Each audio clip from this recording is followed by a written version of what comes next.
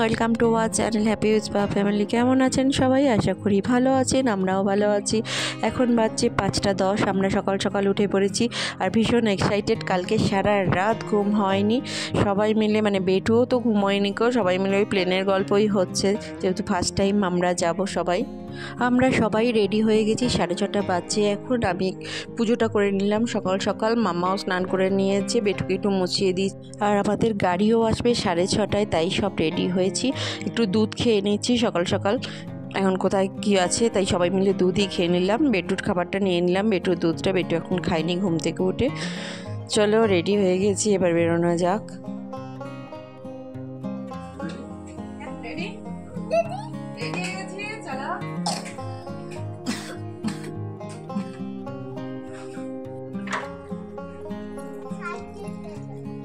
Cycle গেল একটা,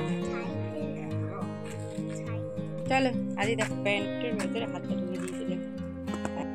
আমরা মোড়ের মাথায় দাঁড়িয়ে আছি, দেখো ওই ওইদিকে ওই পারে আছে, চলো ওই পারে যেতে হবে আমাদের। সবাই গাড়িতে উঠে পড়েছি। এখন বাজছে 7:10। মিস্টার তো একটু রেগেই গেল, কারণ 6:30টায় গাড়িটা আসার কথা।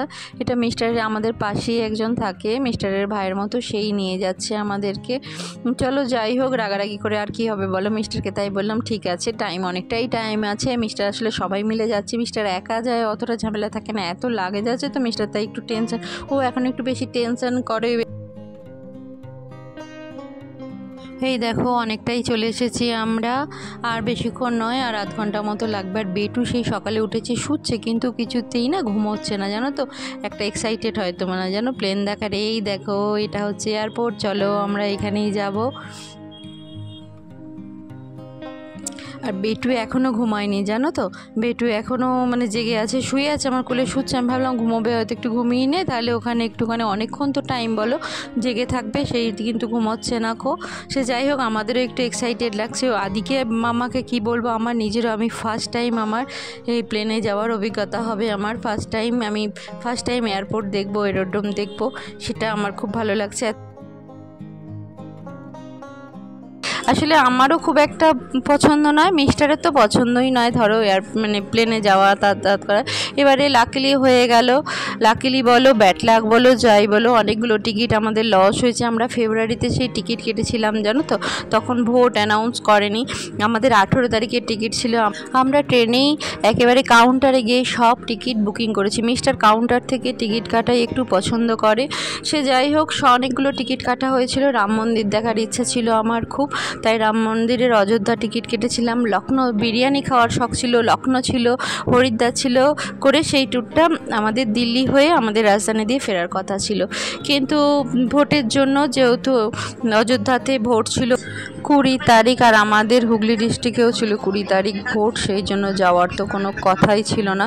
সেই জন্য সব ক্যান্সেল করতে হচ্ছে কয়েকটা টিকিট, কিন্তু হরিদ্বার পর্যন্ত টিকিটটা ঠিকঠাক ছিল। হরিদ্বারে ভোট হয়ে গিয়েছিল আগে, কিন্তু হাওড়া থেকে হরিদ্বার ডাইরেক্ট কোনো ট্রেন ছিল না জানো তো, সেই জন্যেই অসুবিধা হয়েছিল। তাই মিস্টার এই প্লেনেই টিকিট কাটতে বাধ্য হয়েছিল।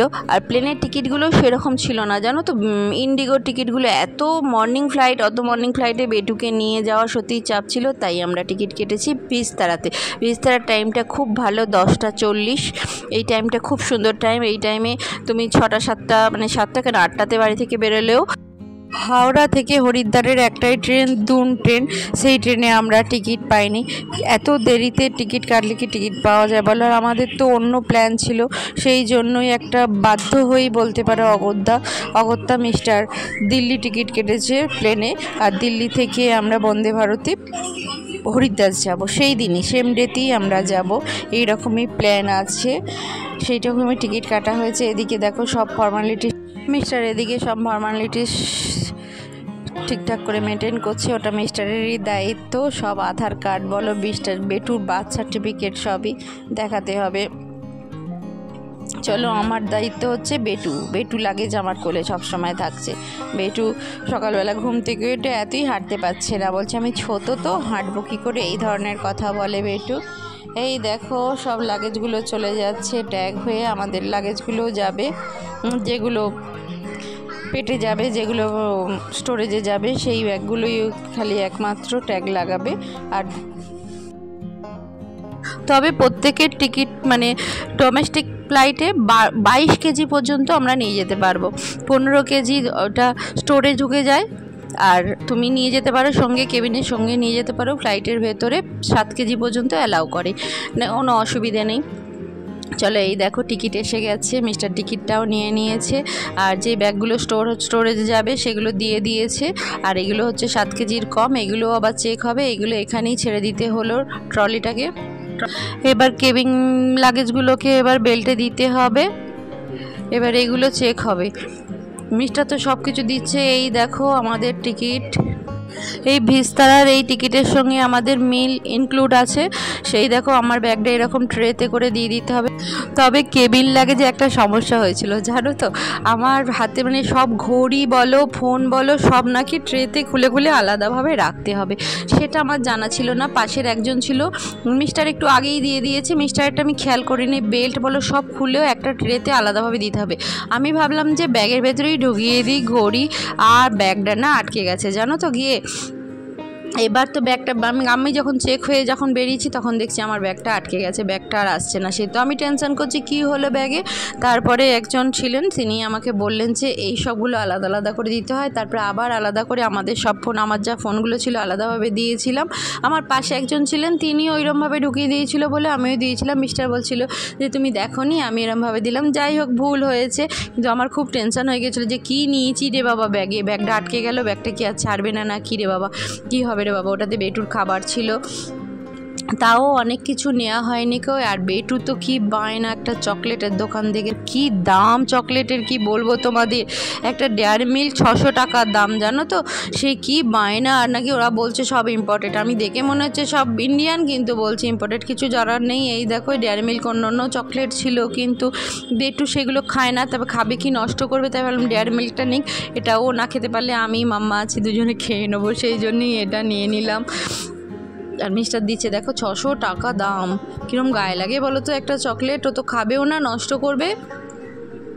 এই দেখো সবটা কিন্তু খুব সুন্দর জানো তো, দেখে লোভ লাগছে, অনেক রকমের চকলেট আছে। চলো ফাইনালি সব ফর্মালিটিস মেনটেন হয়েছে, বেটুকে চকলেটও দেওয়া হয়েছে। এই দেখো এরোড্রোম, দূর থেকেই ছবি তুলে নিই।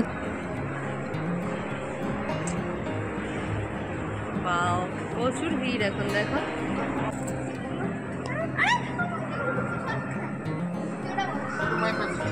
আদি আমার কাছে এখানে বস, এটা বস না, বস এটা আদি। এই যে প্লেনটাও যাচ্ছে, দেখেছি ওই প্লেনটা যাচ্ছে। Air India express, Delhi express. হ্যাঁ, একটু আগে আসি না, এইটাই সময় লাগে, এটা সেট করে আমার তো হয়ে যায়।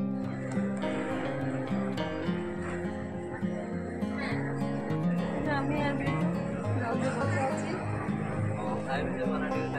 বেটি কেমন লাগছে, চশমা পড়বে? হ্যাঁ বেটিকে চশমা পরিয়ে দিয়েছি। চলো প্লেন যাবে, সানগ্লাসটা পড়বি?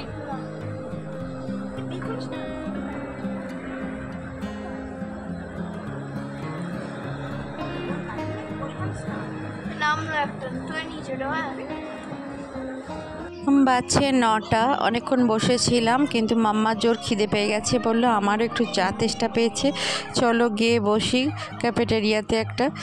এখানে আর যা দামের কথা আর কি বলবো, সেসব আর বলার নেই। মাম্মা একটা চিকেন বার্গার টাইপের কিছু একটা নিয়েছে, আর আমি একটা কফি নিয়েছি, এটাই খাই। চলো, এটা হেভি অবশ্য, খেলে পেট ভরে যাবে, অনেকটা বেশ হেভি আছে এটা চিকেন দিয়ে। চলো খাওয়া দাওয়া হয়ে গেছে, এবার আমাদের প্লেনও মনে হয় দিয়ে দিয়েছে। চলো সেই দিকেই যাচ্ছি, আমাদের প্লেন আছে 14 নম্বরে, সেই 14 নম্বর গেটের কাছেই আমরা এখন যাচ্ছি। বেশ ভিড় আছে, কিন্তু বেশ মনে হচ্ছে সেই স্টেশনে বসে থাকার মতো জানো তো। আমার যে ফিলিংসটা হচ্ছে সেটাই তোমাদের জানাচ্ছি। স্টেশনে যেমন বসে থাকি, কত লোক আসে বসে, ট্রেন আসে উঠে যায়, সেরকমই এখানেই তাই সময় মতো যার যার প্লেন আসছে, যে যার মতো করে উঠে চলে যাচ্ছে, যার যখন সময় হচ্ছে। আমার সেই রকমই একটা ফিলিংস হলো। এখনও পর্যন্ত প্লেনে উঠিনি, তাই প্লেনে ওঠার অভিজ্ঞতাটা বলতে পারবো না। এয়ারপোর্টের অভিজ্ঞতাটাই বললাম। আর এরোড্রোমের প্লেনগুলো দেখে দেখে মনে হচ্ছিল যেন সেই কারশেডে ট্রেন রাখার মতো মনে হচ্ছিল। যার যেটা আসলে আমি ট্রেন দেখে ছোটোবেলা থেকে অভ্যস্ত, তাই ট্রেনের সঙ্গেই তুলনা করি। এটা হয়তো বলা ঠিক না, অনেকের হয়তো ভালো লাগবে না এই কথাগুলো শুনতে, কিন্তু আমার যেটা অনুভূতি হয়েছে সেটাই শেয়ার করলাম। সে যাই হোক, চলো আমরা সবাই মিলে আস্তে আস্তে যাচ্ছি। এখনও অনেক 40 বসে বসে কত যে প্লেন নামা দেখলাম, কি বলবো, মানে চোখ মন সব ভরে গেল বলতে পারো। এত বড় বড় প্লেন চোখের সামনে নামছে উঠছে, দেখতে খুব ভালো লাগছে। কখন যে সময়টা কেটে যাচ্ছে বোঝাই যাচ্ছে না। মানে প্রচুর প্লেন চারিদিকে ঘোরাঘুরি করছে। এই দেখো, এটা হচ্ছে ভিস্তারা, এই প্লেনটা আসছে। আমি ভেবেছিলাম সিঁড়ি দিয়ে উঠবো, ওই বেশ ভালো লাগে ওই ব্যাপারটা, কিন্তু আমাদেরটা হ্যাঙ্গারে দিচ্ছে, হ্যাঙ্গার দিয়ে যেতে হবে, তাই সিঁড়ি দিয়ে ওঠার কোনো অপশান নেই। ভেবেছিলাম, মিস্টার বললো দিল্লিতে মনে হয় হ্যাঙ্গার কম আছে, ওখানে সিঁড়ি দিয়ে হলে নামতে পারবে। আমি ভেবেছিলাম যে সিঁড়ি দিয়ে উঠবো বা নামবো, দেখা যাক। ওঠা তো হলো না, নামাটা হ্যাঙ্গার দিয়ে। এবার যাই, চলো, আমাদের প্লেন এসে গেছে। ওখানে আগে নাকি স্টোরেজের মালগুলো রাখবে, জিনিসপত্র ব্যাগপত্র, তারপরে আমাদেরকে নাম্বার অনুযায়ী আমাদেরকে ডাকবে, ডেকে ডেকে ঢোকাবে সবাইকে প্লেনের ভিতরে। বেটুও দেখছে, দেখো বেটু কিন্তু এখনও ঘুমায়নি, সেই 6টায় উঠেছে ঘুম থেকে, জানো তো। রাত্রে সেই 12:30 1টায় শুয়েছে। ও বেশ দেখছে, জানো তো, আকাশে দেখে প্লেন সেই এত বড় বড় দেখছে। এখানে কয়েকটা হেলিকপ্টারও দেখেছে, হেলিকপ্টার ছিল দূরে উড়ে যাচ্ছে, সেইগুলোও ও দেখেছে। ওর খুব ভালো লাগছে বলে ও দাঁড়িয়ে আছে, দেখেছো, কাচের সামনেটাতে। সময় কেটে যাচ্ছে, জানো তো। এই দেখো, এইটা নাকি আমাদের হ্যাঙ্গারের ভিতর দিয়ে গিয়েই প্লেনে উঠে পড়বো আমরা, এটাই। তাই আমি একবার দেখিয়ে দিলাম সামনে দিয়ে। এর ভিতর দিয়ে এবার আমাদের যেতে হবে। আমাদের এবার নাম্বার ডাকছে, এবার আমাদের যেতে হবে।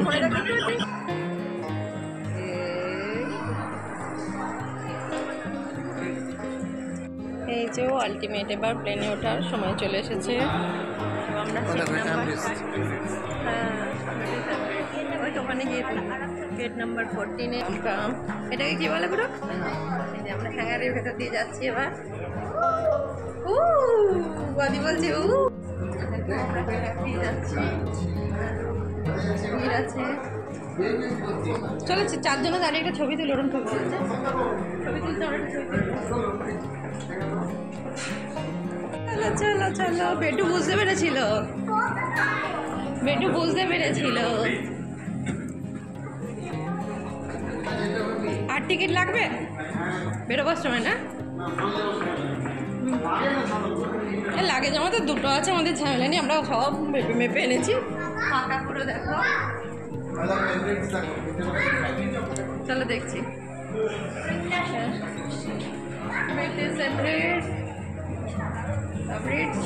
ইন্ডিগো ফার্স্ট টাইম আমাদের ট্রেন চাপার অভিজ্ঞতা, দারুণ। এতক্ষণ পর্যন্ত তো দারুণ, বলো, কোনো রকম হ্যাজার্ড হয়নি, এক্সস্ট হয়নি, খালি ব্যাগটা আসছিল না, এটাই একটা সমস্যা ছিল, বলো। ওটা আমার নিজের ভুলের জন্য।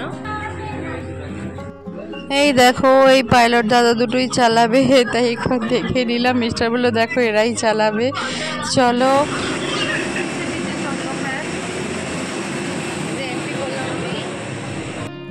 প্লেনের ভিতরে এই ফার্স্ট টাইম আমি পা রাখলাম, প্রথম। ভালোই লাগছে, বেশ আলাদা অনুভূতি। এখন আমি এবার সিট নাম্বার খুঁজছি। আমাদের সিট নাম্বার হচ্ছে 17ABC। এই 3টি নাম্বার আছে, 2টো উইন্ডো সাইড, একটা সাইড আপার সাইডে। সিটগুলো খুব একটা বড় না, আবার খুব ছোট নয় গো, সেই চেয়ারকার ট্রেনের মতো। যাই আবার ট্রেনের তুলনা করে দিলাম, সরি, মার্জনা করে দেবেন। ছোট ছোট খারাপ না, ভালো। আর এই দেখো, কেবিন লাগেজগুলো এখানে ঢুকিয়ে বন্ধ করে দিতে হবে, এই হচ্ছে সিস্টেম। চলো, সিট পেয়ে গেছি, বসে পড়ি আমি। ভিডিওটা অনেক বড় হয়ে যাচ্ছে, তাই ভিডিওটা এখানেই এন্ড করছি। ভালো লাগলে please like, share, comment and subscribe করে দেবেন। সবাই ভালো রাখবেন, সুস্থ থাকবেন। পরের একটা ভিডিও নিয়ে খুব তাড়াতাড়ি ফিরে আসি, ততক্ষণের জন্য বাই।